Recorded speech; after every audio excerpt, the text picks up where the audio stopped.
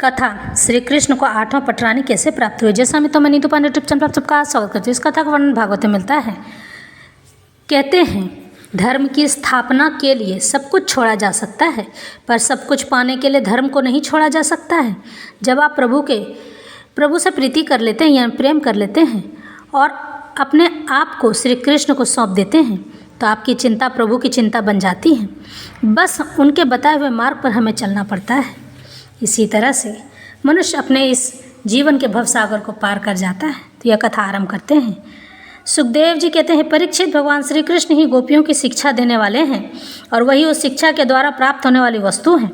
इससे पहले जैसा कि वर्णन किया गया, भगवान श्री कृष्ण ने उन पर महान अनुग्रह किया था। जब भगवान श्री कृष्ण ने उनका सत्कार किया, कुशल मंगल संबंधियों से अत्यंत आनंदित होकर उनसे कहने लगे, यानी भगवान हस्तिनापुर गए, बड़े बड़े महापुरुष मन ही मन आपके चरण बिंदों का मकरंद रसपात होने के लिए करना चाहते हैं, आपके चरण स्पर्श करना चाहते हैं। वहीं द्रौपदी की बातचीत हुई, यानी मुंह से लीला कथा के चरण कमलों का दर्शन करने से ही उनके सारे प्रभु नष्ट हो गए। इतना अद्भुत दिव्य रस है कि कोई भी प्राणी उसको पी ले तो वह जन्म मृत्यु के चक्कर में डालने वाली विस्मृति अथवा अविद्या को नष्ट कर देता है। उसी रस को जो लोग अपने कानों के दोनों में भर ले जी भर पी लेते हैं, उनके अमंगल की आशंका तो रहती ही नहीं है। हे भगवान, आप एक रस ज्ञान स्वरूप और अखंड आनंद के समुद्र हैं। बुद्धि वृत्तियों के कारण होने वाली जागृत, स्वप्न, सुसुप्ति, ये तीनों अवस्थाएं आपके स्वयं प्रकाश स्वरूप तक पहुँच ही नहीं पाती हैं, दूर से ही नष्ट हो जाती हैं। आप परम हंसों की एकमात्र गति हैं। समय के फेर से वेदों का हास होते देखकर उनकी रक्षा के लिए आपने अपनी अचिंत्य योग माया के द्वारा मनुष्य का सा शरीर ग्रहण किया है। हम आपके चरणों में बार बार नमस्कार करते हैं। इस तरह से भगवान श्री कृष्ण की स्तुति सभी इंद्रप्रस्थ के लोग यानी युधिष्ठिर और उनके परिवार वाले करते हैं। सुखदेव जी कहते हैं, परीक्षित, जिस समय दूसरे लोग इस प्रकार भगवान श्री कृष्ण की स्तुति कर रहे थे, उसी समय यादव और कौरव कुल की स्त्रियां इकट्ठे होकर आपस में भगवान की त्रिभुवन विख्यात लीलाओं को वर्णन कर रही थी। अब मैं तुम्हें उन्हीं की बातें सुनाता हूँ। रुक्मणी जी ने कहा, यहाँ पर द्रौपदी जी पहले पूछती हैं कि हे रुक्मणी भद्रे, हे जामवंती सत्य, हे सत्यभामे, हे कालंदी, हे शव्य, हे लक्ष्मणे, हे रोहिणी और अनन्य श्री कृष्ण पत्नियों, तुम लोगों हमें यह तो बताओ कि स्वयं भगवान कृष्ण ने अपनी माया से तुम लोगों का अनुकरण करते हुए तुम लोगों का किस प्रकार पानी ग्रहण किया था, यानी तुम लोगों से किस प्रकार विवाह किया था। तो रुक्मणी जी ने कहा, हे द्रौपदी जी, जरासंध आदि सभी राजा चाहते थे कि मेरा विवाह शिशुपाल के साथ हो जाए। इसके लिए सभी शास्त्रार्थ से सुसज्जित होकर युद्ध के लिए तैयार थे, परंतु भगवान मुझे वैसे ही हर लाए जैसे सिंह बकरी और भेड़ों के झुंड में अपना भाग छीन ले जाए। क्यों ना हो, जगत में जितने भी अजय वीर हैं, उनके मुकुटों पर इन्हीं के चरण धूलि शोभायमान होती है। द्रौपदी जी, मेरी तो यही अभिलाषा है कि भगवान वे ही समस्त संपत्ति और सौंदर्य के आश्रय चरण कमल जन्म जन्म मुझे आराधना करने के लिए प्राप्त होते रहते हैं। मैं उन्हीं की सेवा में लगी रहती हूँ। सत्यभामा ने कहा, द्रौपदी जी, मेरे पिताजी अपने भाई प्रसेन की मृत्यु से बहुत दुखी हो गए थे, अतः उन्होंने अपने वध का कलंक भगवान पर ही लगा दिया। उस कलंक को दूर करने के लिए भगवान ने ऋक्षराज जामवान पर विजय प्राप्त की और वर रत्न लाकर मेरे पिताजी को पुनः वापस दे दिया। अब तो मेरे पिताजी मिथ्या कलंक लगाने के कारण डर गए और डरते हुए, अतः यद्यपि वे दूसरों को मेरा वाज्ञादान कर चुके थे, यानी कि वचन दे चुके थे कि मेरा विवाह उनसे होगा, लेकिन फिर भी उन्होंने मुझे अपना वचन तोड़कर श्यामंतक मणि के साथ भगवान के चरणों में ही समर्पित कर दिया। फिर जामवंती ने कहा, हे द्रौपदी जी, मेरे पिता ऋक्षराज जामवान को इस बात का पता न था कि यही मेरे स्वामी भगवान सीतापति हैं, श्री राम हैं, इसलिए वे इनसे 27 दिन तक लड़ते रहे। परंतु जब परीक्षा पूरी हुई, उन्होंने जान लिया कि वे भगवान राम ही हैं। तब इनके चरण कमल पकड़कर श्यामंतक मणि के साथ उपहार के रूप में मुझे समर्पित कर दिया। मैं यही चाहती हूँ कि जन्म जन्म इन्हीं की दासी बनी रहूँ।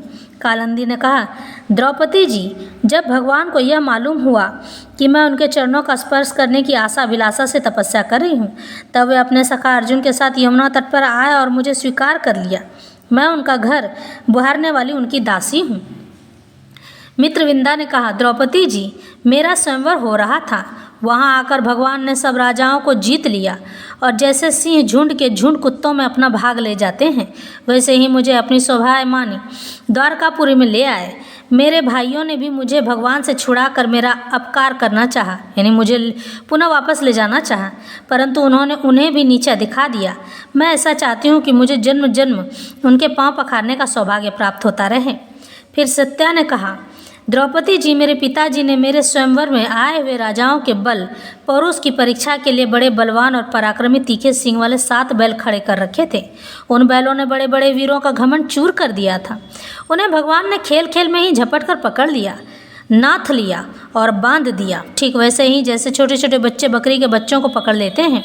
इस प्रकार भगवान बल पौरुष के द्वारा मुझे प्राप्त कर चतुरंगी सेना और दासियों के साथ द्वारका ले आए। मार्ग में जिन क्षत्रियों ने विघ्न डाला उन्हें जीत भी लिया। मेरी यही अभिलाषा है कि मुझे इनकी सेवा अवसर सदा सर्वदा प्राप्त होता रहे। भद्रा ने कहा, द्रौपदी जी, भगवान मेरे मामा के पुत्र हैं। मेरा चित्त इन्हीं के चरणों में अनुरक्त हो गया था। जब मेरे पिताजी को यह बात मालूम हुई तब उन्होंने स्वयं ही भगवान को बुलाकर अक्षौहिणी सेना और बहुत सी दासियों के साथ मुझे इन्हीं के चरणों में समर्पित कर दिया। मैं अपना परम कल्याण इसी में समझती हूँ कि कर्म के अनुसार मुझे जहाँ जहाँ जन्म लेना पड़े सर्वत्र यानी सब जगह इन्हीं के चरण कमलों का स्पर्श मुझे प्राप्त होता रहे। लक्ष्मणा ने कहा, रानी जी, देवर्षि नारद बार बार भगवान के अवतार और लीलाओं का गान किया करते थे। इसे सुनकर और यह सोचकर कि लक्ष्मी जी ने समस्त लोकपालों का त्याग करके भगवान का ही वरण किया है, मेरा चित्त भगवान के चरणों में आसक्त हो गया और मैं उन्हें पाने के लिए तड़प उठी। साध्वी, मेरे पिता वृहदसेन मुझ पर बहुत प्रेम करते थे। जब उन्हें मेरा अभिप्राय मालूम हुआ तब उन्होंने मेरी इच्छा पूर्ति के लिए यह उपाय किया। महारानी, जिस प्रकार पांडवीर अर्जुन की प्राप्ति के लिए आपके पिता ने स्वयंवर में मत्स्य वेद का आयोजन किया था, उसी प्रकार मेरे पिता ने भी किया। आपके स्वयंवर की अपेक्षा हमारे यहाँ एक विशेषता थी कि मत्स्य बाहर से ढका हुआ था, केवल जल में ही उसकी परछाई देखी जा सकती थी। जब यह समाचार राजाओं को मिला तब सब ओर से समस्त अस्त्र शस्त्रों के तत्वों के हजारों राजा अपने अपने गुरुओं के साथ मेरे पिताजी की राजधानी में आने लगे। मेरे पिताजी ने आए हुए सभी राजाओं का बल पौरुष और अवस्था के अनुसार भली भांति स्वागत सत्कार किया। उन लोगों ने मुझे प्राप्त करने की इच्छा से स्वयंवर सभा में रखे हुए धनुष और बाण उठाए। उन्होंने उनमें से कितने ही राजा तो धनुष पर तांत भी न चढ़ा सके। उन्होंने धनुष को ज्यों का त्यों रख दिया। कईयों ने धनुष की डोरी को एक सिरे से बांधकर दूसरे सिरे तक खींच लिया, लेकिन वे उसे दूसरे सिरे से बांध न सके। उसका झटका लगने से गिर पड़े। रानी जी, बड़े बड़े प्रसिद्ध वीर जैसे जरासंध, अम्बष्ठ, नरेश, शिशुपाल, भीमसेन, दुर्योधन और कर्ण, इन लोगों ने धनुष पर डोरी तो चढ़ा ली, परंतु इन्हें मछली की स्थिति का पता न चला। पांडव वीर अर्जुन ने जल में उस मछली की परछाई देख ली और यह भी जान लिया कि वह कहाँ है। बड़ी सावधानी से उन्होंने बाण छोड़ा भी, परंतु उससे लक्ष्य भेद न हो सका। उनके बाण ने केवल उनका स्पर्श मात्र ही किया। रानी जी, इस प्रकार बड़े बड़े अभिमानियों का मान मर्दन हो गया, यानी उनका मान अहंकार चूर चूर हो गया। अधिकांश नरपतियों ने मुझे पाने की लालसा एवं साथ ही साथ लक्ष्य भेद की चेष्टा भी छोड़ दी। तब भगवान ने धनुष उठाकर खेल खेल में ही अनायास ही उस पर डोरी चढ़ा दी। बाण साधा और जल में केवल एक बार मछली की परछाई देखकर बाण मारा तथा उसे नीचे गिरा दिया। उस समय ठीक दोपहर हो रहा था। सर्वार्थ साधक अभिजीत नामक मुहूर्त बीत रहा था। देवी जी, उस समय पृथ्वी में जय जयकार होने लगा और आकाश में दुंदुभियाँ बजने लगी, नगाड़े बजने लगे। बड़े बड़े देवता आनंद विहल होकर पुष्पों की वर्षा करने लगे। रानी जी, उसी समय मैंने रंगशाला में प्रवेश किया। मेरे पैरों के पायजेब रुनझुन बोल रहे थे। मैंने नए नए उत्तम रेशमी वस्त्र धारण कर रखे थे। मेरी चोटियों में मालाएं गुथी हुई थी और मुंह पर लज्जा मिश्रित मुस्कुराहट थी। मैं अपने हाथों में रत्नों का हार लिए हुए थी, जो बीच बीच में लगे हुए सोने के कारण और भी दमक रहा था। रानी जी, उस समय मेरा मुखमंडल घनी घुंघराली अलकों से सुशोभित हो रहा था तथा कपोलों पर कुंडलों की आभा पड़ने से वह और भी दमक उठा था। मैंने एक बार अपना मुख उठाकर चंद्रमा की किरणों के समान सुशीतल हास्य रेखा और तिरछी चितवन से चारों ओर बैठे हुए राजाओं की ओर देखा। फिर धीरे से अपनी वरमाला भगवान के गले में डाल दी। यह तो कह ही चुकी हूँ कि मेरा हृदय पहले से ही भगवान के प्रति अनुरक्त था। मैंने ज्यों ही वरमाला पहनाई त्यों ही मृदंग, पखावज, शंख, ढोल, नगाड़े आदि बाजे बजने लगे। नट और नर्तकियाँ नाचने लगी, गवैये गाने लगे। द्रौपदी जी, जब मैंने इस प्रकार अपने स्वामी प्रीतम भगवान की वरमाला पहना दी, उन्हें वरण कर लिया, तब कामातुर राजाओं को बड़ा डाह हुआ। उन्हें ईर्ष्या होने लगी, वो बहुत ही चिढ़ गए। चतुर्भुज भगवान ने अपने श्रेष्ठ 4 घोड़ों वाले रथ पर मुझे चढ़ा लिया और हाथ में साडंग धनुष लेकर तथा कवच पहनकर युद्ध करने के लिए वे रथ पर खड़े हो गए। पर रानी जी दारूक ने सोने के साज सामान से लदे हुए रथ को सब राजाओं के समान ही द्वारका के लिए हाँक दिया, जैसे कोई सिंह हरिणों के बीच से अपना भाग ले जाए। उनमें से कुछ राजाओं ने धनुष लेकर युद्ध के लिए सज धज कर उस उद्देश्य से रास्ते में पीछा किया कि हम भगवान को रोक ले, परंतु रानी जी उनकी चेष्टा ठीक वैसी ही थी जैसे कुत्ते सिंह को रोकना चाहते हैं। साडंग धनुष के छूटे हुए तीरों से किसी की बाँह कट गई तो किसी के पैर कटे और किसी की गर्दन ही उतर गई।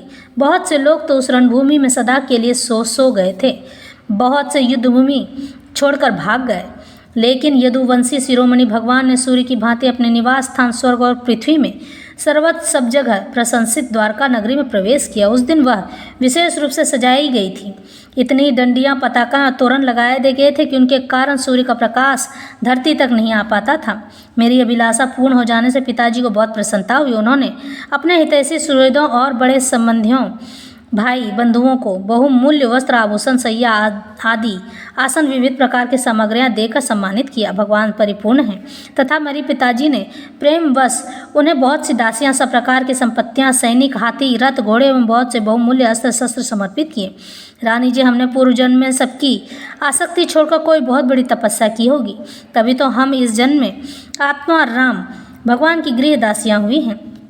16,000 पत्नियों की ओर से रोहिणी जी ने कहा, भौमासुर ने दिग्विजय के समय बहुत से राजाओं को जीतकर उनकी कन्या हम लोगों को अपने महल में बंदी बना रखा था। भगवान ने यह जानकर युद्ध में भौमासुर और उसकी सेना का संहार कर डाला और स्वयं पूर्ण काम होने पर भी उन्होंने हम लोगों को वहां से छुड़ाया तथा पानी ग्रहण करके यानी हमसे विवाह करके अपनी दासी बना लिया। रानी जी, हम सदा सर्वदा उनके उन्हीं चरण कमलों का चिंतन करती रहती थीं।